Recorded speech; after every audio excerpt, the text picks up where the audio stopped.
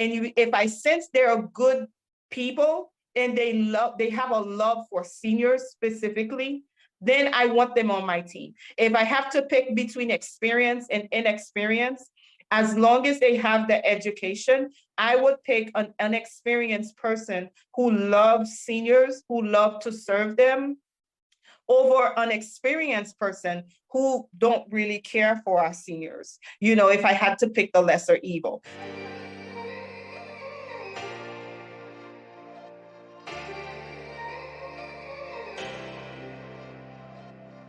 Welcome to the Share the Wealth Show, where minority professionals can learn to escape the racial wealth gap and catapult themselves into abundance. Your host, Nicole Pendergrass, grew her net worth from being negative to multiple six figures. Join her on her investigative mission to expose secret strategies of the wealthy so we can all have the tools needed to build the life and legacy we were created to possess. Now it's time for the show. Hey guys, so we're back again. This is the second part of the episode with today's guest. I need you, if you have not heard part one, go back to the previous episode and listen to that first, and then come back and join us here today. You need to hear the whole conversation. This is why we split into two parts. There's so many nuggets. It's so juicy. Go back and listen to the first part. So I believe that when we first talked, that I had told you I was interested in the residential assisted living arena, but I was deciding between that and between multifamily. And of course, ultimately I went to multifamily, and always thought that RLF would be part of my portfolio in the future. So I am definitely one of those who I'm still interested in this asset class. But I don't want to be hands-on. At least right now, I don't want to be super hands-on. I'd rather give that responsibility to someone else. And I still am trying to figure out how can I be involved in that and add that to my portfolio and have another way that I can help create impact, right? So my thought was always that I would just maybe get a property that was, the layout was good for seniors, didn't have stairs, and it just helped better for the structure that it needs to be to accommodate seniors, and just rent it out at a higher than long-term tenant rate for the rent of, the particular unit or bedroom or whatever it is. But now that you introduce the whole idea of you can purchase existing residential a living facility, now I'm thinking oh, I could buy the whole business and the real estate too, right? So if I was looking to buy a business, what would I need to look out for on anyone listening if they would want to buy a business that's pre-existing? What are the kind of metrics we'd need to look for to make sure that it's a good buy, the profit margin is good? What would that look like on our end if we're just want to purchase a existing business? So you'd want to make sure that the business is bringing enough income. Some of it could be most of the businesses that will sell is because they are very poorly managed. The person probably don't have enough confidence to present their prices. So they're probably charging a lot lower than what it should be. So let's say, for example, you came in buying a business that is underperforming, but you know what you can get per room.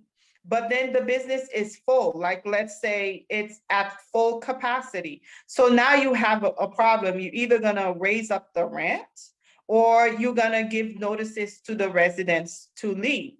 So pay attention to how the property is managed, how the business is managed. I mentioned property and business for a reason, because the business and the property are two different entities being managed in one unit, and each one of them have to be managed effectively for you to have a good business where families will come in and want to pay you what you believe you can get for it, and they'll believe that it's worth it.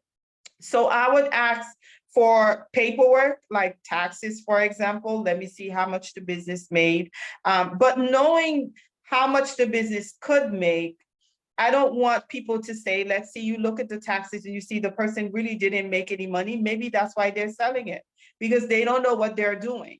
But you can come in based on what's going on inside of the business, meaning whether it's full or it's halfway full or have you, and you take proper steps, making sure that if you don't have experience, you get people on your team who do have the experience.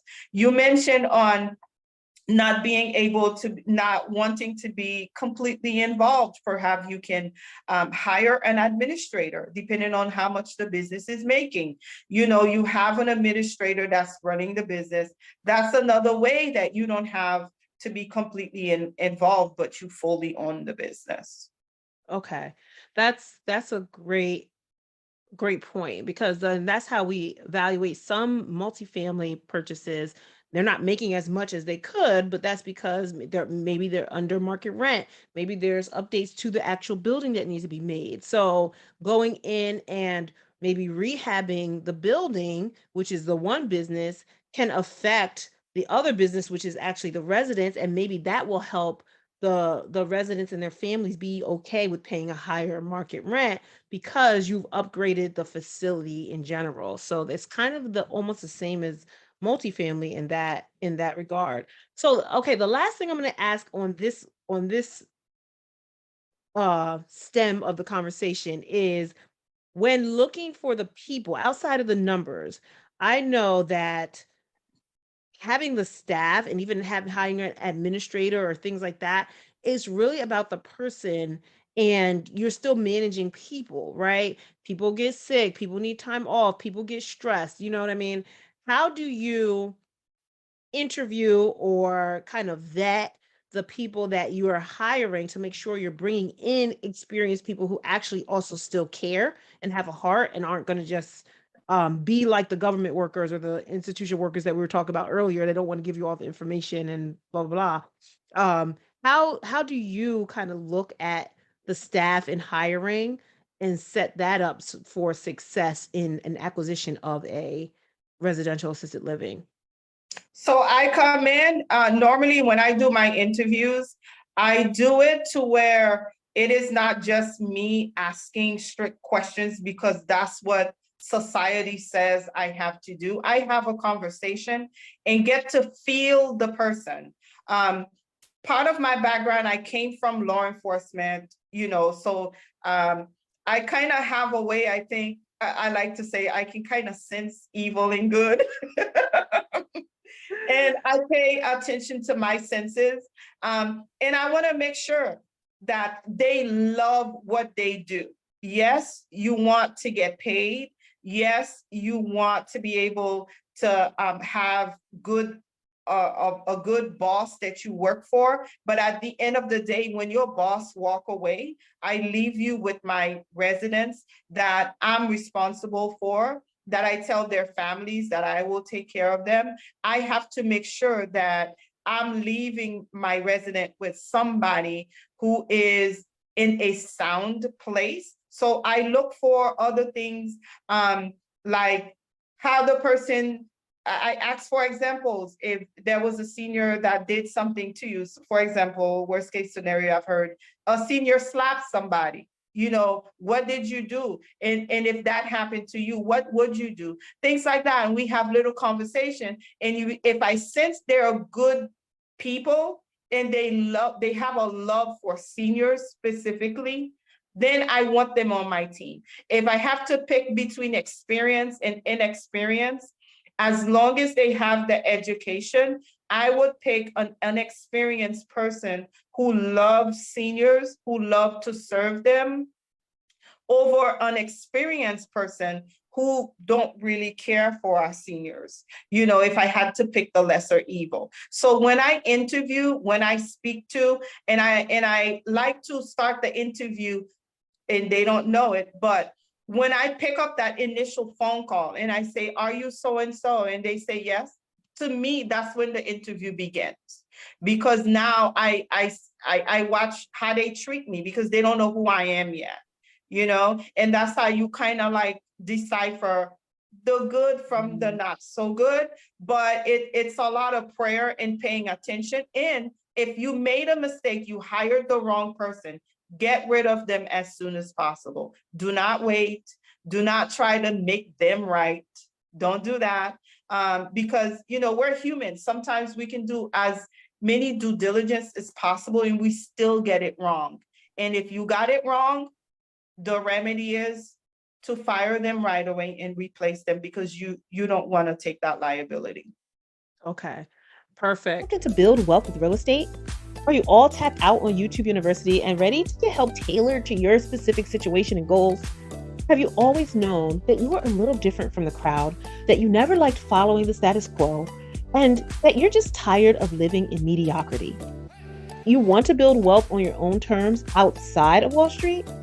Well, then maybe the Microfamily Mavericks mentorship program can help with that.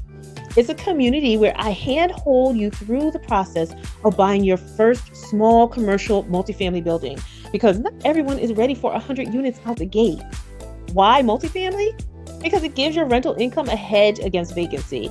Imagine what happens when your single family rental tenant leaves, right? And why commercial 5+ units? Because you have much more control over increasing the building's value in the commercial space, and then in turn, increasing your own net worth. Starting small is a stepping stone to so much more, because then you can tap that equity and buy another building and another and another, and you get the point. So increasing your cash flow and your ability to be job optional along the way. It's all a part of the journey. So if you think big, but you want to start small, and if you know multifamily real estate is the way for you to open the door to building a life of freedom, abundance, and legacy, but you just need someone to guide you step by step, and you want to be surrounded by other people on the same journey, doing the same thing, then just click the link in the show notes to find out a little bit more about the Microfamily Mavericks, and I look forward to potentially seeing you on the inside. So now back to the show. Actually, I lied. I said that was the last question in this Tim, but I have one more. So let's say I'm on the other verge of, instead of acquiring an existing facility or starting one myself, let's say I have the property, it's ADA accessible, it's good for seniors and what have you. And I just want to find a good operator that has a thriving business. Maybe they're expanding, or maybe the facility that they're at is not optimal for them and they want to move their seniors over to, a new building, right?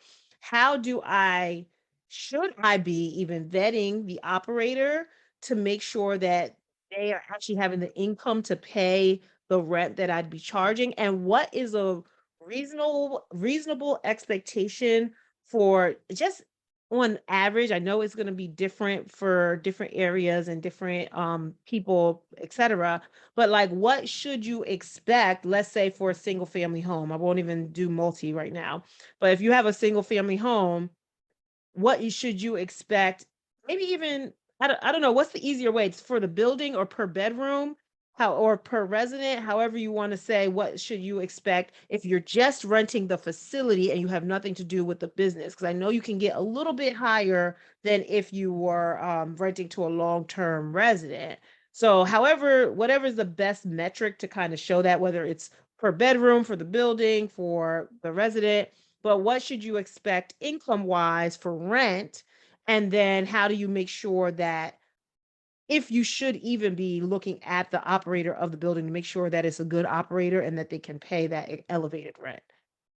So it would be from person to person. Like, Yeah. if I were the operator coming in, I want to make sure that I'm going to operate this business and I'm going to make money also. So Yeah. it's all about negotiating. When it comes to like how much per se, it really depends, because at the end of the day, you as the business owner and the investor, you have in mind what you need to make. You have your low amount that you have to make, and you have the highest amount, and you have the middle one that you're going to negotiate with. It's going to be the same with the operator. So it's pretty much like, together we come up, as the person who owns it, you're going to have your expectations, and the operator would have their expectations. It's pretty much a negotiation, pretty much. You're not just Okay. gonna say, I want this much, and they're gonna say yes. They're gonna sit down, they're gonna look, okay, if I need to do X, Y, and Z, I need to keep that much for myself. Maybe we need to look at the numbers and see how we can work together on that. Okay. Because even Mhm. I've thought about the idea of, even if you partner with a particular operator, like you find a good operator and you partner with them, like maybe they don't have the capacity to purchase the building, but you do, and you purchase the building with that operator in mind, or, hopefully that still works out, but then you can kind of negotiate upfront what that might look like depending on the kind of building that you get, or is that something that would be That is something that you can look into. Because at the end of the day, some people want to get in this business and they don't have the money for the startup costs, you know? And another idea you may have is, instead of having an operator, you might decide to have an administrator as part of your employees. And they run the day to day, and you might decide, once a month, I'm gonna pop in, I'm gonna have a meeting, tell me what's going on, blase, and so on and so forth. And have an open communication, to where if a family member really have a deep issue, that they can email you, and have another level in the chain of command for complaints. But that's also, if keeping much of the income coming in is one of your strategies, that is also something you can look into, instead of Mhm. having an operator, because the operator is gonna want more than the administrator would, because the administrator is your employee and the operator is a business owner themselves, because they're operating this business, and then together, they are your partner, and they want a certain amount, you want a certain amount, and it's pretty much a negotiation. But if you didn't want that, instead of having that operator over everything by themselves, perhaps putting an administrator in place that's going to run the building, making sure the paperwork is in order, making sure they're your census are what they're supposed to be. They will know how to find residents. They will know how to speak to the family members. They will know how to assess a potential new resident. They will do everything for you. Mhm. But then Okay. they are your employees. You pay them a per hour rate. And then if you choose to, maybe you can throw a little bonus here and there. But that's one of the ways that you can keep the bulk of your income. Nice. Okay. Being a bit, Where would you find operators or administrators? Like, are there particular groups that you can join or network in? And like, where do people in the residential assisted living community kind of congregate, the people who are the operators and administrators and workers in that field? Are there particular like Facebook group, or there particular mentorship groups you can join? Or what is it that you can do to surround yourself with quality people and get to watch them from a distance to kind of see how they interact before you start that negotiation or approach them with a partnership idea? right. So there are a lot of Facebook groups to find administrator or operator, as you might call it on the multi-family realm. Craigslist, those employment websites. You want to make sure, especially if you don't want to be involved. Indeed is one that I use a lot. If you Mm. don't want to be involved, you want to have an administrator that have a passion for seniors, combined with experience. And you want to be specific. You want to be specific to the size of your building. Let's say they were an administrator for a very large ALF, and now you're running a smaller residential ALF. You want to make sure they have that specific experience, because at the end of the day, they will know what to do, and that will minimize the number of questions that may come to your email. And that's one of the ways that you can make sure you get the right people. And ask people about them, ask them for their prior employers that they worked for 2 years ago, 6 years Yeah. ago. And I'm not really too fond with calling current employers. Oftentimes it's just like when we assess people for to as tenants. You call the current landlord, they're going to tell you, oh yeah, they are the best tenant that you can find under the sun because they're trying to get rid of them. Right? Yeah. Oh So my goodness. ask them for references and, call those prior employers and find out, how were they? Ask them for, coworkers. Are you comfortable sharing with me, some of the coworkers that you work with? Call them up and find out, how was this person? So you can actually get a real gauge of what this person is really like before you hire them, for them to be in full control of your facility pretty much as the administrator. Yeah. Perfect. Are you enjoying this episode? Then stop what you're doing right now. Head over to Apple Podcasts and leave us a rating and review. It really helps our show get pushed to more people who are looking for the information that we're sharing here. We have to share the wealth. If you listen to us on YouTube, make sure you like the episode that you're listening to right now and subscribe to our channel. Then share the channel with somebody else. There are people out there looking for the information you're listening to right now. So make sure you share it with someone who you know needs it. Now, back to the show. Okay. Wow. I love that. This conversation has been so full of so many gems that it's just little morsels. Like we have a segment at the end that we ask all of our guests. Thank you so much for being our guests today and giving us so much information. But this final segment where we ask the same questions to each guest to kind of get a feel for different people's mindset when it comes to different questions and topics, but it's called Digest with the Guest because our guests leave so many morsels and just chewable bits that we really need to like savor and really digest, honestly, to get the full gamut of what was being shared today. So we're going to hop into that segment. Again, Carline, thank you so much.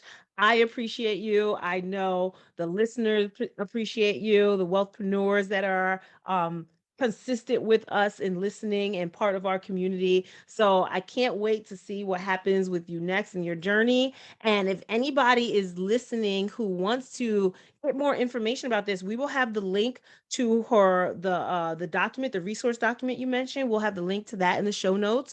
We will also have the link to your book. What's the name of your book? How to Start an Assisted Living Facility from Start to Finish. It's available on Amazon.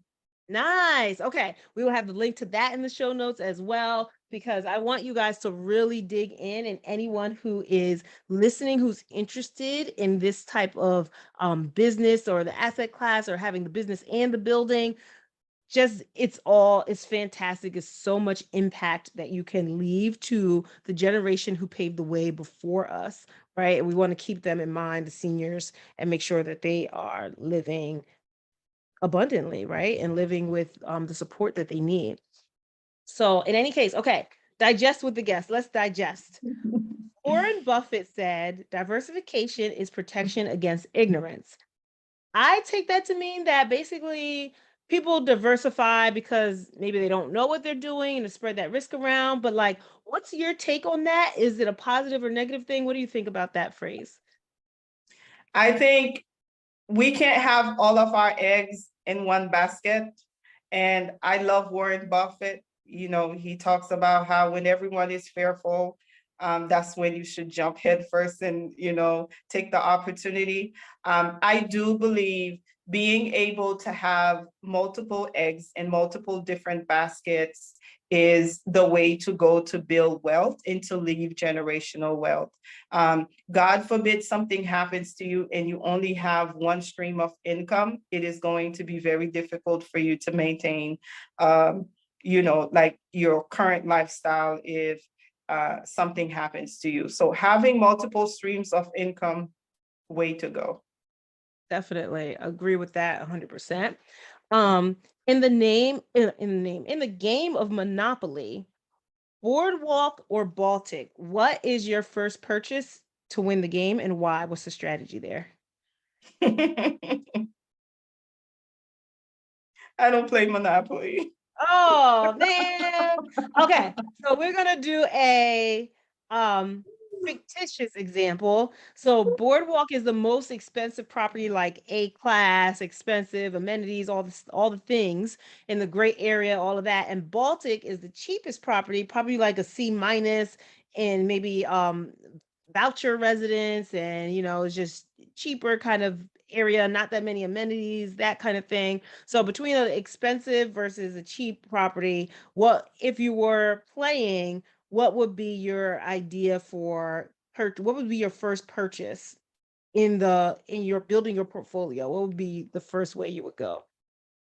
It depends. I probably would go with the middle, because if I pick the cheap one, there's gonna be some remedies. If I have enough money, I'm gonna have to make it look a certain way or make it be a certain way so that someone can come in and it will be livable. But if I pick the higher end, I may not have the flexibility to add value or to do much because it's already so higher end.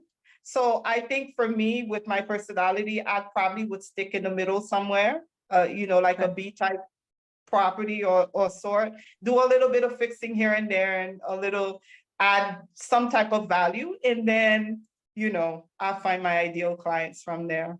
Nice. And that was, as you were talking, that's what I was thinking. You like a value add project, but not a heavy value add, like a light Mhm. value add project. Yeah. I'm kind of the same, I feel like. Okay. Oh, that one, yes. What does wealth mean to you?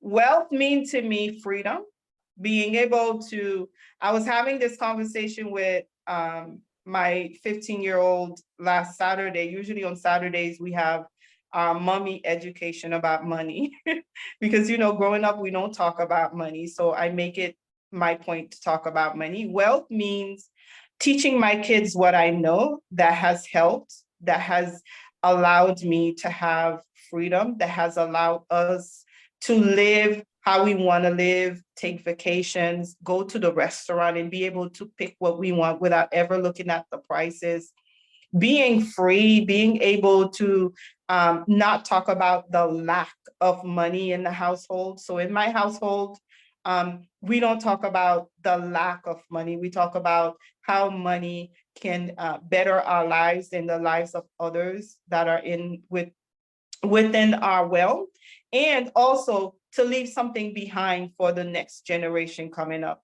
creating generational wealth. Okay. I love that. And the sharing of information, I think that's probably one of the biggest pieces of wealth, because if you just give stuff to someone or give wealth to someone and they don't know what to do with it, they can just like lose it very quickly or spend it all and not invest it or grow it appropriately. So that's what this whole show is about, is like sharing the wealth, which is the wealth is the information, right? What you do with the information is on you. So if you have the personality to take information and implement it, then you're going to be wealthy and successful, right? But if you're just going to sit on the information, that's a recipe for not disaster, but for just stagnancy, right? So I love that, sharing the information and teaching your kids.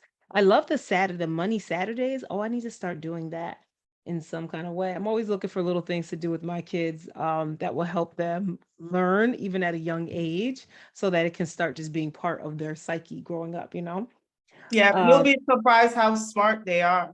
they are, Yeah, they're very smart. You'll be surprised. Try yeah. and let me know.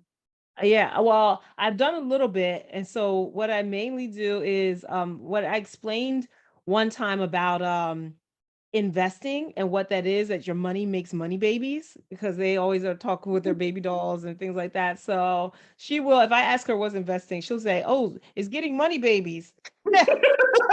So I love that. yeah, I'm gonna like little things here and there, but definitely gonna keep building on that. Um Yeah. Okay, so another question that we have is we ask each guest to come up with a question for the next guest. So the previous guest is actually Avriel Duvernay, and she asked for you, what's the best business advice you would give to someone new who wants to jump into entrepreneurship, but they just don't know how to start that journey? I would say get started. Get started, build that momentum. We don't have to know everything. I'm more of a like informational hoarder. Like I will read, because I love to read, listen. And then I noticed that about myself a few years ago. And I learned once I know enough to get started, you know, find out what you need to do, whether you need to file with the state, do that, and then get started right away. Try to find your next customers because you build momentum and you push yourself to learn more, because in business, you're not going to know everything. You learn more as you go. So if you're waiting to learn as much as you believe you need to learn, you're never going to get started. So I would say just go ahead and get started before you think you know enough. Yes, and I think we touched on that at the very beginning too, because you were saying how you just started and you didn't know what you didn't know. You just were making all the mistakes and going back and forth 50 times to the or maybe 1,000 times to the different offices and making and finding out what you needed to know. But you were taking those steps and moving forward. So yeah, I think that's a great answer. Entrepreneurship is never a straight roadmap. And even if you're following someone else's footsteps and trying to see what potholes you can avoid, their journey is never going to be the same as your journey. So there's going to be potholes that they never experienced that you will just have to learn for yourself. But it's building up that strength to just keep pushing through regardless of what happens. So I love that. Love that answer. Um, Now, do you have a question you want to leave for our next guest? It could be Yes, anything. It doesn't have to be business related. It can be funny. It could just be whatever you want. So because I deal with seniors and they have already lived their lives and now Mhm. they're just, chilling.